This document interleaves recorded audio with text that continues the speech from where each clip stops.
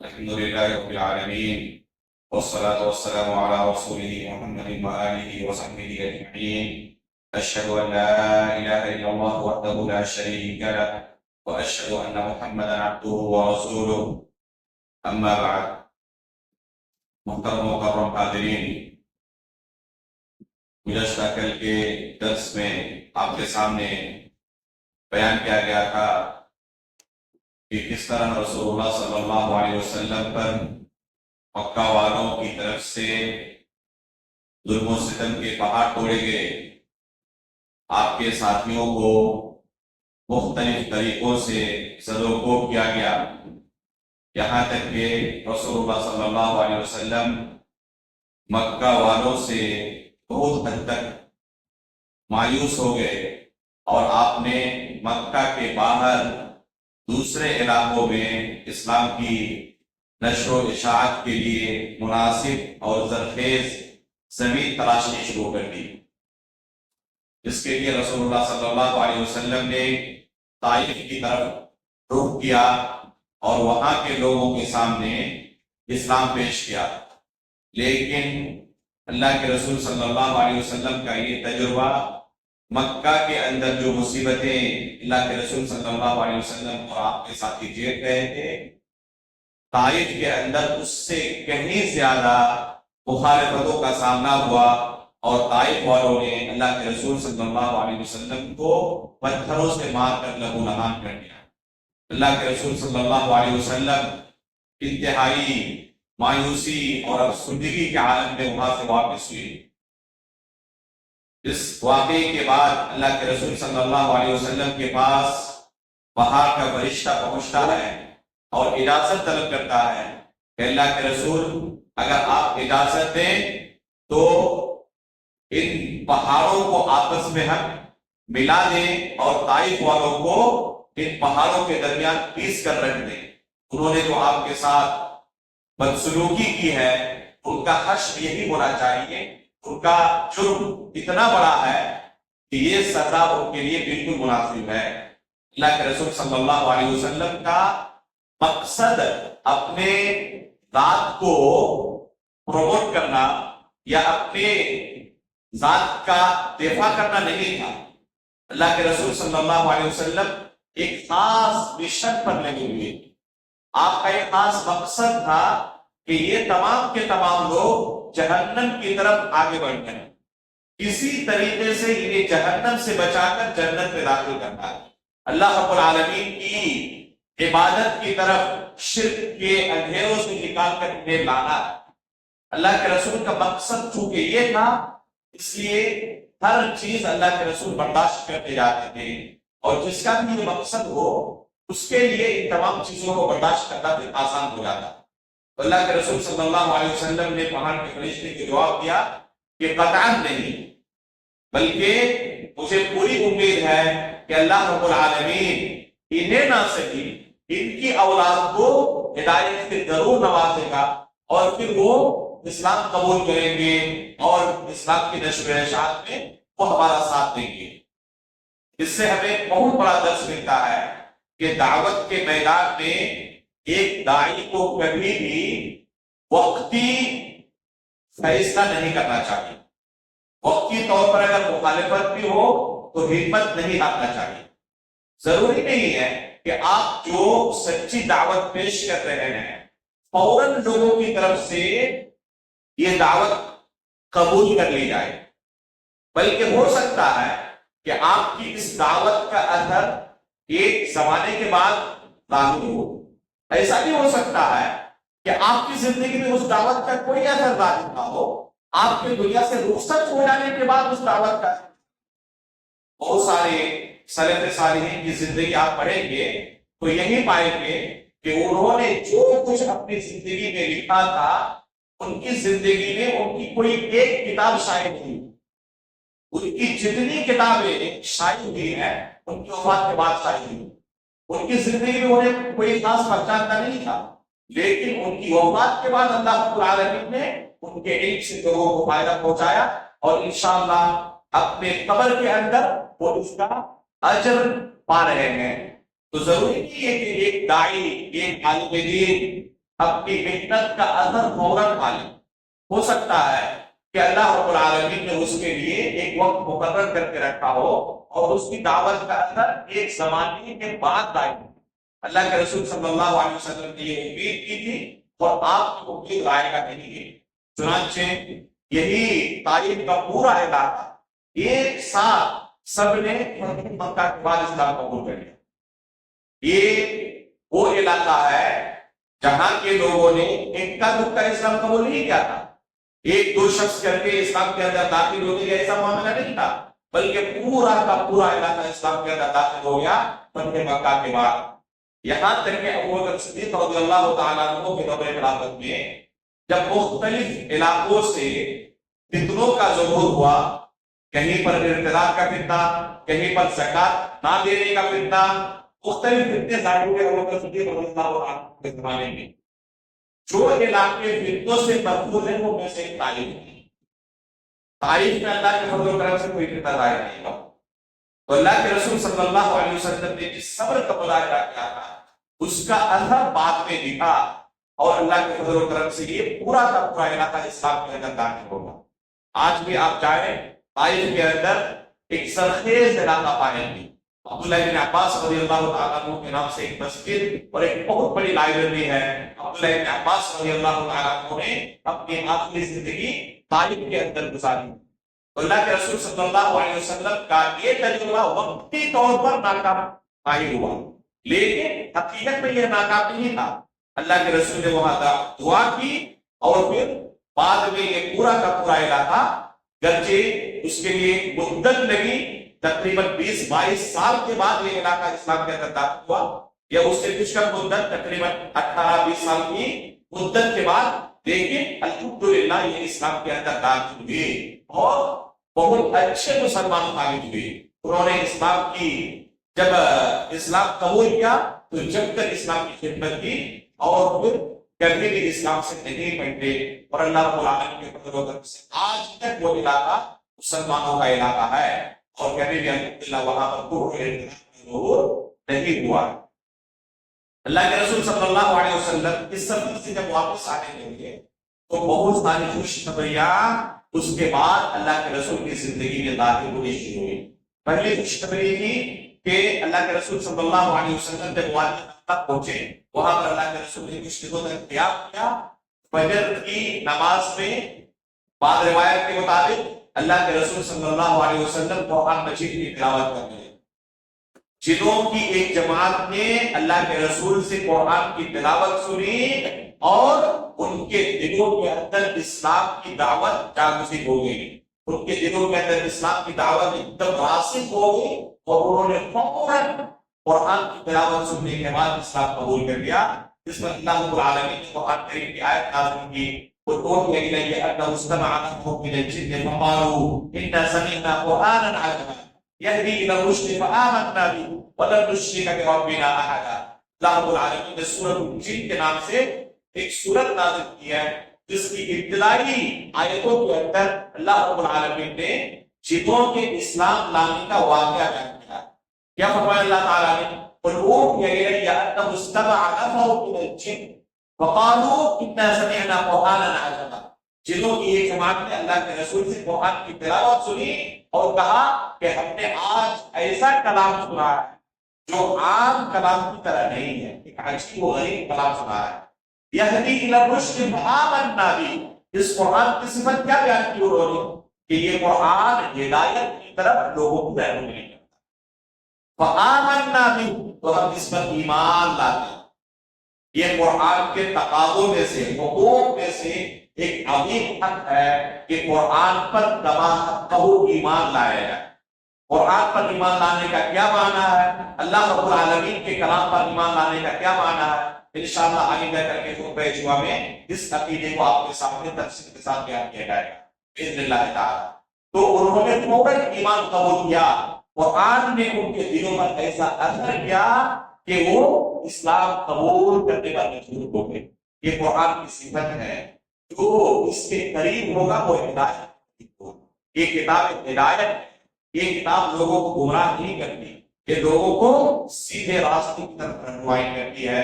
اس لیے جو بھی اس قرآن کو پڑھے گا، اس کے میسج کو سننے کی کوشش کرے گا، انشاءاللہ وہ ہدایت سے سرفراز ہوگا۔ تو اللہ کے رسول صلی اللہ علیہ وسلم کے مشورے میں کہ گئے تھے انسانوں کی ہدایت کے لیے، لیکن جن کے لیے اللہ کے رسول نے خاص کوشش کی الگ اللہ کے فضل و کرم سے وہ اسلام کے اندر داخل ہو۔ تو ضروری نہیں کہ جو محنت آپ کریں وہی نتیجہ آپ کو ملے، ہو سکتا ہے کہ یہ نتیجہ کسی دوسری شکل میں ظاہر ہو اور وہ بھی آپ کے لیے بہتر ہو۔ اس کے بعد اللہ کے رسول صلی اللہ علیہ وسلم کے لیے مکہ میں داخل ہوگا بڑا مشکل ہو گیا، کیونکہ مکہ سے باہر گئے تھے، اب یہاں مکہ والے داخل ہونے دیں گے یا پھر اسی کا آپ کریں گے۔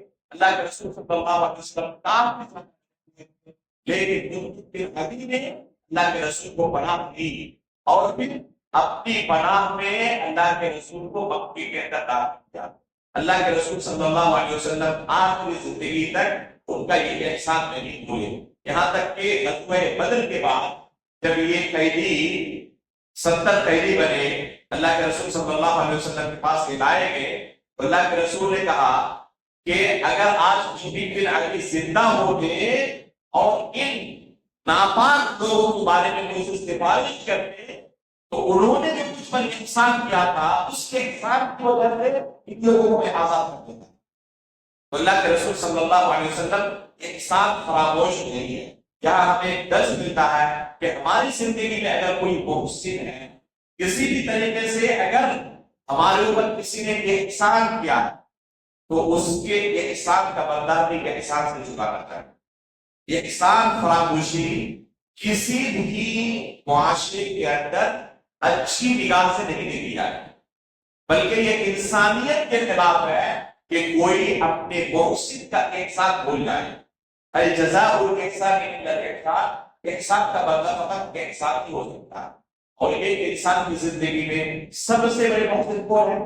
رسول اللہ صلی اللہ علیہ وسلم اور صحابہ کرام ہیں، جن کے توسط سے ہمیں یہ دین ملا ہے جو کہ ہماری زندگی میں سب سے بڑا انعام و اکرام ہے۔ سب سے بڑی نعمت اگر ہماری زندگی میں کوئی ہے وہ دین کی نعمت ہے، اور یہ دین ہمیں کن کے توسط سے ملا ہے؟ رسول اللہ صلی اللہ علیہ وسلم اور آپ کے صحابہ اور اس کے بعد سلف صالحین۔ اور آج کل ہم اپنے زمانے میں علماء کرام سے دین کو سیکھتے ہیں، تو یہ علماء کرام جو ہمیں دین سکھاتے ہیں ان کا یہ احسان دنیا کے اندر موجود تمام احسانات کے اندر سب سے اعلیٰ اور افضل۔ اس احسان کے بعد ایک انسان کی زندگی میں احسان سب سے بڑا اس کے والدین کا۔ اللہ رب العالمین نے جب حقوق کا تذکرہ کیا کہا؟ وَاعْبُدُوا اللَّهَ وَلَا تُشْرِكُوا بِهِ شَيْئًا۔ اللہ کا حق بیان کرنے کے بعد سب سے پہلا کس کا ذکر کیا؟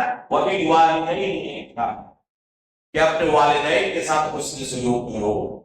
اگر انہوں نے تمہارے ساتھ جب تم عاجز تھے، بے بس تھے، لاچار تھے، کوئی طاقت تمہارے پاس نہیں، کوئی قوت نہیں تھی، اس وقت تمہیں انہوں نے اگر سنبھالا نہ ہوتا، تمہاری پرورش نہ کی ہوتی تو آج تم اس قابل نہ ہوتے کہ ان کی مخالفت۔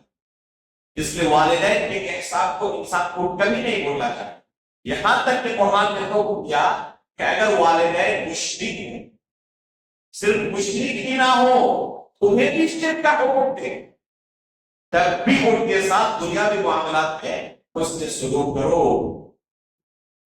ان کی بات نہ مانو، شرک نہ کرو اللہ کے ساتھ۔ تو تمہیں شرک کا حکم دے رہے ہیں تو اللہ رب العالمین کی مخالفت تو نہیں کر سکتے، اس کے ساتھ شرک تو نہیں کر سکتے، لیکن دنیاوی معاملات ان کے ساتھ حسن سلوک کرو۔ وَإِن جَاهَدَاكَ عَلَىٰ أَن تُشْرِكَ بِي مَا لَيْسَ لَكَ بِهِ عِلْمٌ فَلَا تُطِعْهُمَا وَصَاحِبْهُمَا فِي الدُّنْيَا مَعْرُوفًا۔ اللہ رب العالمین نے قرآن کریم کے اندر یہ تعلیم دی ہے کہ اگر تمہارے والدین مشرک ہو اور یہ تمہیں شرک پر مجبور کریں تو ان کی اطاعت کرو، لیکن دنیاوی معاملات میں ان کے ساتھ حسن سلوک کرو۔ اور اگر والدین مشرک ہو تو بدرجہ اولا وہ حسن سلوک کے محتاج ہے۔ اگر کافر ہونے کی صورت میں یہ حکم ہے تو اگر مسلمان ہو، جیسے کہ الحمدللہ ہمارے والدین مسلمان ہیں تو کس طرح حسن سلوک کے حقدار ہے؟ ظاہر سی بات ہے کہ اللہ رب العالمین کے حق کے بعد، اس کے رسول کے حق کے بعد سب سے بڑا حق میری والدین کا ہے۔ تو اللہ کے رسول صلی اللہ علیہ وسلم نے مدعک کے ساتھ کبھی نہیں کیا۔ اس کے کچھ دنوں کے بعد اللہ کے رسول کی زندگی میں ایک اور بہت بڑی خوشخبری آئی۔ اللہ کے رسول صلی اللہ علیہ وسلم کو اسراء اور معراج کرایا۔ جبریل امین علیہ السلام اللہ کے رسول کے پاس آتے ہیں۔ دو روایت ہے، ایک روایت میں ہے کہ اللہ کے رسول اپنے گھر کے اندر سوئے ہوئے تھے، اور ایک روایت میں ہے خانہ کعبہ کے اندر عتیق کا جو علاقہ ہے، جو ابھی خانہ کعبہ کی تعمیر کے وقت آپ کو بیان کیا گیا تھا کہ قریش کا مال، حلال مال کٹ جانے کی وجہ سے انہوں نے کچھ علاقہ چھوڑ دیا تھا، اور آج بھی ہم دیکھیں گے کہ وہ علاقہ اسی طرح ہے۔ گول جو ہے خانہ کعبہ کے سامنے، وہ تقریباً یہ سیڑھیاں تک ہے، اس کے اوپر کی دیوار نہیں ہے، تو اس کو عتیق کہتے ہیں، حجر کہتے ہیں۔ تو اللہ کے رسول صلی اللہ علیہ وسلم ایک روایت کے مطابق یہاں پر سوئے ہوئے تھے۔ علماء نے ان دو روایتوں کے درمیان تطبیق دیتے ہوئے یہ کہا ہے کہ پہلے اللہ کے رسول اپنے گھر میں ہی تھے، جبریل امین علیہ السلام اللہ کے رسول کو پہلے اپنے گھر سے اٹھاتے ہیں، پھر خانہ کعبہ لاتے ہیں، عتیق کے علاقے میں اللہ کے رسول صلی اللہ علیہ وسلم کا سینہ چاک کرتے ہیں، اور سینہ چاک کرنے کے بعد دوبارہ آپ کے دل کو مائع زمزم سے حکمت و ایمان اس کے اندر داخل کرتے ہیں۔ یہ لفظ موجود ہے حکمت و ایمان کا، کہ حکمت و ایمان آپ کے دل کے اندر داخل کر کے دوبارہ آپ کے سینے کو سل دیتے ہیں۔ اور پھر اس کے بعد براق ایک جانور ہے، اس کی صفت یہ آئی ہے کہ وہ اتنی تیز رفتار سواری ہے کہ تاحد نگاہ جہاں تک ایک ساتھ نگاہ جا سکتی ہے، ایک قدم یہاں تو دوسرا وہاں۔ آج کی اس ترقی یافتہ دور کے اندر جب انسان کو گمان ہے کہ آج دنیا اتنی ترقی کر چکی ہے کہ ہمارا کوئی مقابلہ نہیں کر سکتا، آج بھی یہ دنیا ترقی کے باوجود اس واقعے کا جو اللہ کے رسول کے ساتھ اسراء اور معراج کے سفر میں پیش آیا ہے کوئی مقابلہ نہیں کر سکتے۔ آج تک اتنی تیز رفتار سواری پیدا نہیں ہوئی ہے کہ چند منٹوں کے اندر مکہ سے بیت المقدس کا سفر کرے۔ اللہ کے رسول صلی اللہ علیہ وسلم نے آج سے 1400 سال پہلے یہ سفر کیا ہے، اور صرف بیت المقدس تک ہی نہیں، اللہ کے رسول صلی اللہ علیہ وسلم سب سے پہلے بیت المقدس پہنچے، اور وہاں سے سفر شروع ہوا آسمانوں کی طرف۔ پہلے آسمان پر پہنچے، وہاں کے دربار میں پوچھا کہ آپ کے ساتھ کون ہو؟ جبریل علیہ السلام نے جواب دیا محمد رسول اللہ ہے۔ پوچھا گیا کیا اللہ کی طرف سے اجازت ملی ہے؟ کہا گیا کہ ہاں اللہ کی طرف سے خصوصی بلاوا آیا ہے، تب یہ جا رہا ہوں اپنے ساتھ۔ تب گیٹ کھولا گیا، اللہ کے رسول دوسرے آسمان پر، اسی طرح ہر آسمان میں ہوا۔ اس سے پتا چلا کہ دوسرے آسمان تک پہنچنا کسی بھی مخلوق کے لیے جب تک کہ اللہ کی طرف سے اجازت نہ ملے ممکن نہیں۔ آج انسان دنیا کے سب سے ذلیل ترین جو لوگ ہیں ان کی پوری ٹیم جمع کر کے بے تحاشا مال خرچ کر کے سالوں کی محنت کے بعد اگر چاند کے ایک حصے پر سافٹ لینڈنگ کر جاتے ہیں بس، تو اسے اپنی کتنی بڑی کامیابی نصیب ہوگی۔ حالانکہ ایک معمولی سی کامیابی ہے اگر ان کی بات سچ مان لی جائے تو۔ اور اللہ کے رسول صلی اللہ علیہ وسلم پہلے آسمان دوسرے آسمان اس طرح کرتے 7ویں آسمان تک پہنچ چکے ہیں۔ آج انسان تصور بھی نہیں کر سکتا۔ تو انسان چاہے جتنی ترقی کر لے، اللہ رب العالمین نے کیا کہا ہے وَمَا أُوتِيتُم مِّنَ الْعِلْمِ إِلَّا قَلِيلًا، اے انسان تمہیں تھوڑا سا علم دیا گیا، اپنے علم پر کبر و غرور نہ کرو، گھمنڈ نہ کرو۔ یہ علم جو ہے تمہارے پاس اللہ رب العالمین کے مقابلے میں انتہائی حقیر ہے۔ اللہ کے رسول صلی اللہ علیہ وسلم اس طرح 7ویں آسمان تک پہنچے۔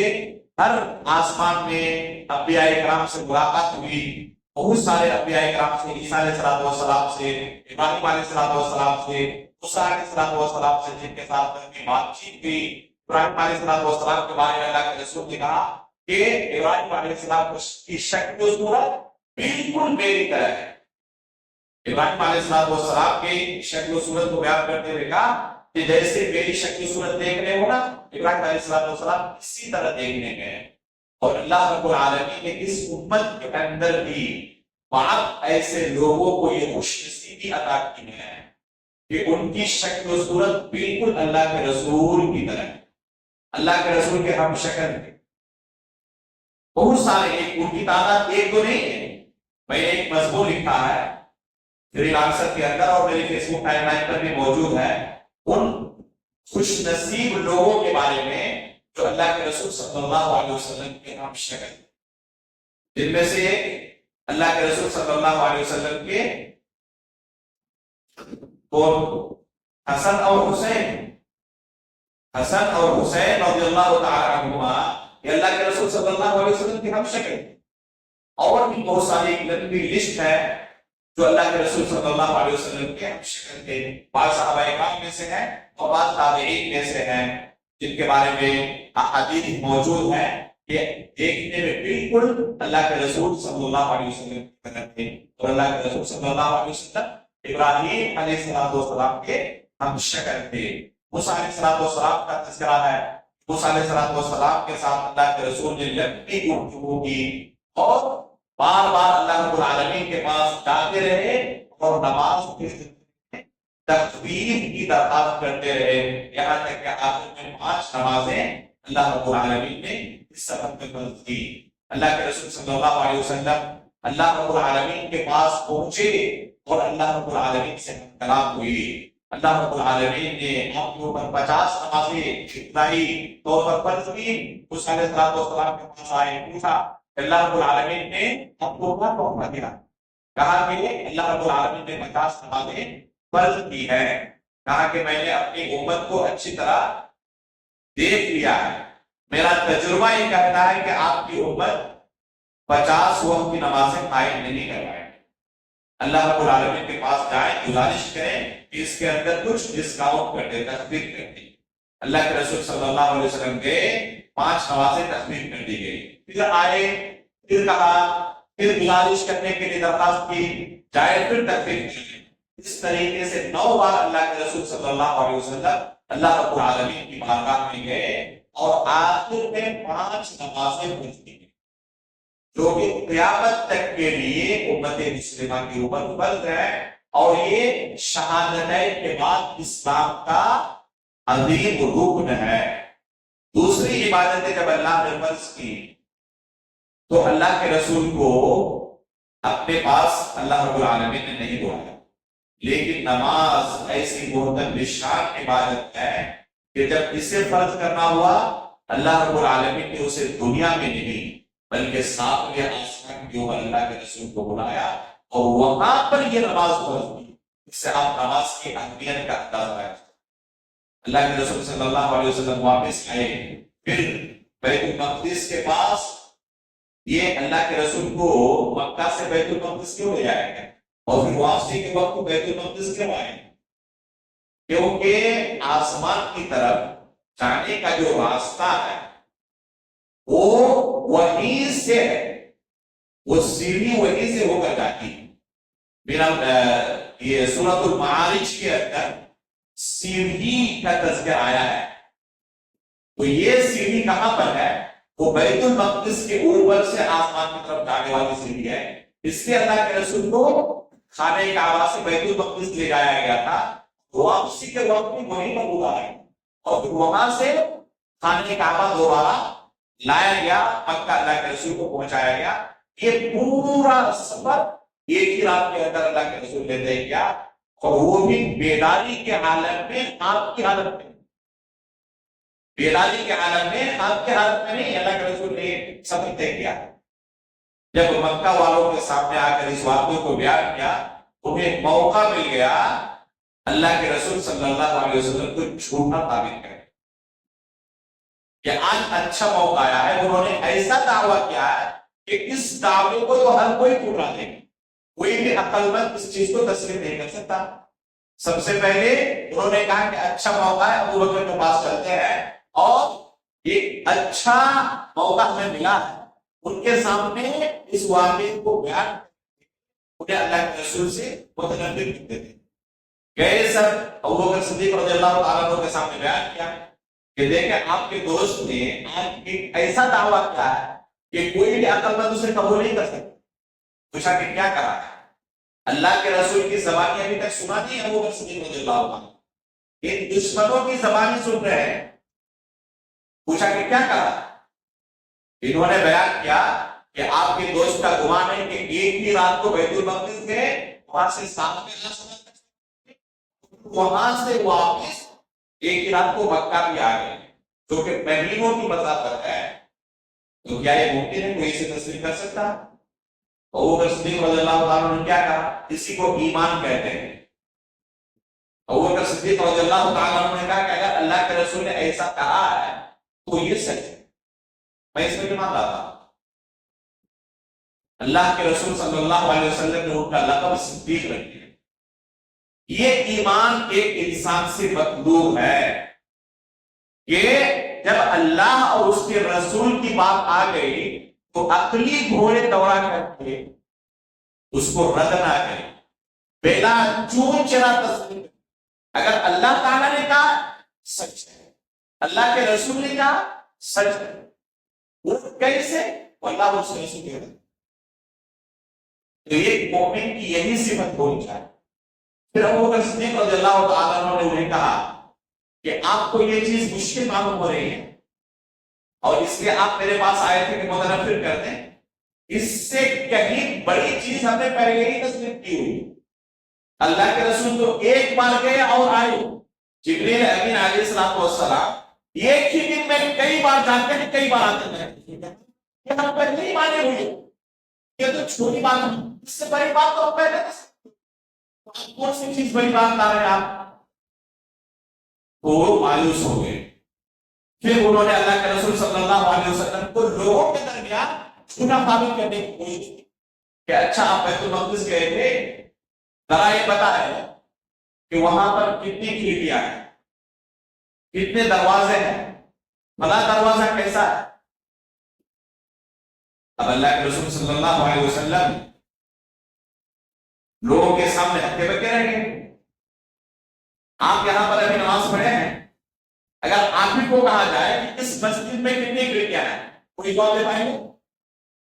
حالانکہ روزانہ آ کے آپ نماز پڑھتے ہیں، کبھی کوئی ان چیزوں پر غور کرتا ہے کہ یہاں پر ہم آئے ہیں تو کھڑکیاں گنے کتنی کھڑکیاں ہیں، کتنے سب ہیں، ایک سب میں کتنے لوگ کھڑے ہو سکتے ہیں؟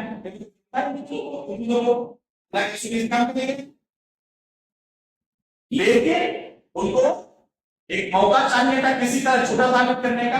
اللہ رب العالمین نے اللہ کے رسول کی محنت کی. بعض روایت کے اندر آتا ہے کہ وہ پورا نقشہ اللہ کے رسول کے سامنے یہ سوال کرتے جاتے تھے، اللہ کے رسول کو آگے چشم بچشم میں حکمت آتا ہے اور ایک ایک چیز دیکھ کر گویا کہ اللہ کے رسول کو جواب دو. تو اللہ کے رسول کو انہوں نے جھوٹا ثابت کرنا چاہا اور خود جھوٹے ثابت ہو گئے. تو اللہ رب العالمین کی طرف سے ایک بہت بڑی مدد اللہ کے رسول کو ملی. طائف کے سفر کے بعد یہ دوسری مدد کے اندر کے رسول، ایک جنوں کا اسلام لانے کا واقعہ اور ایک اسراء اور معراج کا واقعہ جس سے اللہ کے رسول کو بہت بڑی قوت حاصل ہوئی. اس کے بعد اور ایک واقعہ پیش آیا. اس کی مدت کے بارے میں یقین کے ساتھ کچھ نہیں کہا جا سکتا اس کے بعد پیش آیا تھا، اس سے پہلے پیش آیا تھا. وہ ہے مکہ والوں کی طرف سے مطالبہ ہوا کہ آپ اگر سچے نبی ہیں تو یہ چاند جو ہے نا اس کا 2 ٹکڑا کر کے دکھا دیں. اگر کوئی گمراہ ہو، ہٹھرم ہو اور اڑ جائے کہ مجھے قبول نہیں کرنا تو آپ اسے لاکھوں دلیلیں دے دیں، وہ قبول آپ کی بات نہیں کرے. لیکن اگر کسی کو حق قبول کرنا ہو اس کے انہوں نے مطالبہ کیا کہ آپ اگر سچے نبی ہیں اس چاند کو 2 ٹکڑا کر کے دکھا دیں. اللہ کے رسول صلی اللہ علیہ وسلم نے دعا کی اور عبداللہ بن مسعود رضی اللہ تعالیٰ عنہ بیان کرتے ہیں یہ واقعہ صحیح بخاری کے اندر موجود ہے. اس کے باوجود کچھ حقل پرست ہمارے دور میں جو منکرین سنت میں سے ہیں وہ کہتے ہیں کہ یہ فردی واقعہ ہے، اس کو تسلیم نہیں کرتے. حالانکہ صحیح بخاری کے اندر یہ حدیث موجود ہے شق قبر والی، چاند کے دو ٹکڑا ہونے کی. اللہ کے رسول صلی اللہ علیہ وسلم نے دعا کی. عبداللہ بن مسعود رضی اللہ تعالیٰ عنہ کہتے ہیں کہ میں نے خوب دیکھا، اللہ کے رسول نے دعا کی اور چاند دو ٹکڑا ہو گیا خلاف پہاڑی کا، اور دوسری طرف دوسرا ٹکڑا. اس کے باوجود بھی ان لوگوں نے ایمان نہیں لایا. اس لیے اگر کوئی داعی یہ سمجھتا ہے کہ منطقی باتوں سے اپنی طرف سے کوئی لاجک پیش کر کے کسی غیر مسلم کو اسلام قبول کرنے پر مجبور کر سکتا ہے، یہ بہت بڑی دھمکی ہے. آپ سچا اسلام پیش کریں، کسی نے آپ کو کوئی سوال کیا اور آپ کو اسلام کا حکم معلوم نہیں ہے تو زبردستی اپنی طرف سے لاجک کر کے اس کو ہم کرنے کی کوشش کریں. یہ آپ جو اپنی طرف سے اسلام بنا کر پیش کر رہے ہیں، آپ کو اسلام کا حکم معلوم نہیں تھا، تو اس کی بنا پر اللہ کے پاس آپ کب لے جائیں گے؟ آپ کو اسلام معلوم نہیں تھا، آپ کہتے ہیں کہ مجھے نہیں پتا. اللہ کے رسول کو آگے بہت سارے موقعوں پر یہ کفار کوئی سوال کرتے ہیں آپ کو چیک کرنے کے لیے. مثلا ایک بار انہوں نے سوال کیا روح کے بارے میں، آپ اگر نبی ہیں تو بتائیں روح کے بارے میں. اللہ کے رسول نے کچھ جواب نہیں دیا. اللہ رب العالمین نے وحی نازل کی تب جواب. تو اگر اللہ کے رسول ہر سوال کا جواب نہیں دیتے تھے، وہ آپ کو جھوٹا معلوم کرنا چاہتے، اس کے باوجود کوئی پرواہ نہیں کرتا، تو ایک عام داعی کو زیادہ پرواہ ہونی چاہیے اپنی عزت کی. اتنے بڑے مجمع میں اگر میں کہوں کہ میرے سوال کا جواب نہیں پاتا تو میری عزت چلی جائے گی. خاموش نہیں رہنا ہے، کسی بھی طرح خاموش کرنا. اب اپنی لاجک سے اسلام تیار کر کے پیش کرتے ہیں. ایسے تو آپ جن کے پاس اسلام کا علم نہیں ہوتا، ایسے لوگوں کا نام بیان کرنے میں کوئی خرچ نہیں ہے. ڈاکٹر ذاکر نائک خود اعتراف کرتے ہیں کہ ہم یہ کام کرتے ہیں، خود اعتراف کرتے ہیں کہ ہمیں پتا نہیں ہوتا، لیکن سامنے والے کو خاموش کرنا ہوتا ہے، اس لیے لاجک ہے کہ ہم ان کو خاموش کریں. یہ قرآن جائز نہیں.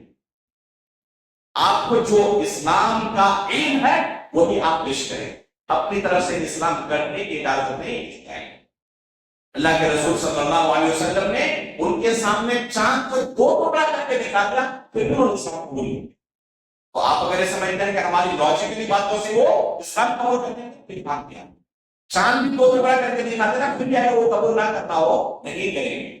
اگر قبول کرنا ہو تو دشمن آپ کا خون کا پیار تھا، جنگ کے میدان میں آپ کو قتل کرنے کے لیے آیا ہے، اللہ تعالیٰ چاہے تو اس کے تو جنگ کے میدان میں ہدایت اللہ کے ہاتھ میں ہے. آپ دعا کریں اور سچی دعوت سچا اسلام لوگوں کے سامنے پیش کریں. اللہ کے رسول لوگوں کے سامنے چاند کے دو ٹکڑا کر کے دکھایا، لیکن اس کے باوجود بھی انہوں نے اسلام قبول نہیں کیا. قرآن کریم کے اندر اللہ رب العالمین نے اس واقعے کو بیان کیا ہے، لیکن اس کے باوجود بھی یہ واقعہ قرآن میں موجود ہے، صحیح بخاری کے اندر موجود ہے. کچھ عقل پرست کیا کہتے ہیں، جیسے کہ حافظ ابن حجر نے بھی اس زمانے کے چند عقل پرستوں کا تذکرہ کیا ہے، اور آج بھی پائے جاتے ہیں ہماری اس معاشرے کے اندر، جو اپنے آپ کو مسلمان کہتے ہیں کہ اگر ایسا کوئی واقعہ ہوا ہوگا تو جو تاریخ کی کتابیں ہیں، ہسٹری کی کتابیں ہیں، کسی کتاب میں تو تذکرہ ملتا ہے، لیکن اسلامک ہسٹری کے علاوہ اور کسی بھی ہسٹری کی کتاب میں کہیں پر نہیں بنتا. اگر چاند دو ٹکڑا ہوا ہوتا تو صرف دو چاند لوگ دیکھتے یا پوری دنیا والے دیکھتے؟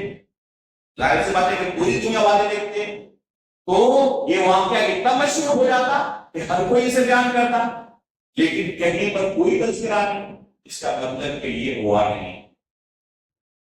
تاریخ کی کتابیں ان کے لیے زیادہ اہمیت رکھتی ہے صحیح بخاری اور قرآن مجید سے.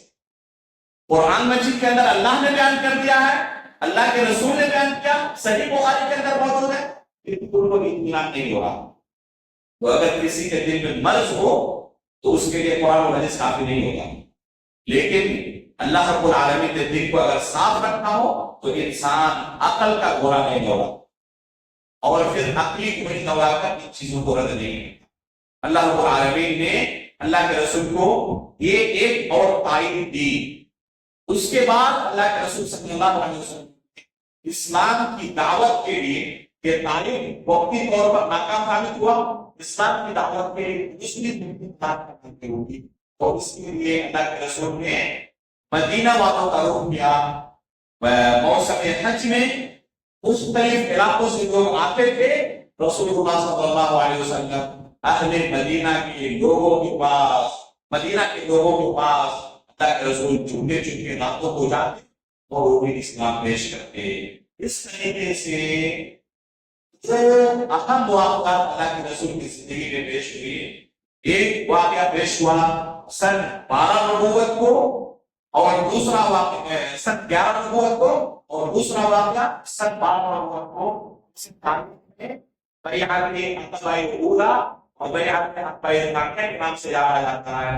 یہ دو واقعات اتنے اہم ہیں کہ یہی سے اسلام کی نشر و اشاعت خارج مکہ شروع ہوئی، یہی سے اسلام کو تقویت ملا شروع ہوئی ہے۔ انشاءاللہ آپ کے سامنے دو بیعتوں کا تذکرہ کیا جائے گا، اور اس سے کیا نتائج برآمد ہوئے، اور پھر کس طرح اللہ کے رسول صلی اللہ علیہ وسلم کے ہجرت کا سبب آسان ہوا، اس کی پوری تحقیق طے ہوئی، اس کی پوری پلاننگ کی گئی۔ یہ تمام تفصیلات انشاءاللہ آئندہ کے درس آپ کے سامنے رکھی جائیں گی۔ اللہ رب العالمین سے دعا ہے اللہ رب العالمین رسول اللہ صلی اللہ علیہ وسلم کی زندگی میں جو ہمارے لیے نمونہ ہے، وہ عبرت اور نصیحت کی چیزیں ہیں، ان سے سبق حاصل کرنے کے لیے آمین۔ وصلی اللہ علیہ وسلم سبحانك اللهم وبحمدك اشهد ان لا اله الا انت استغفرك واتوب اليك۔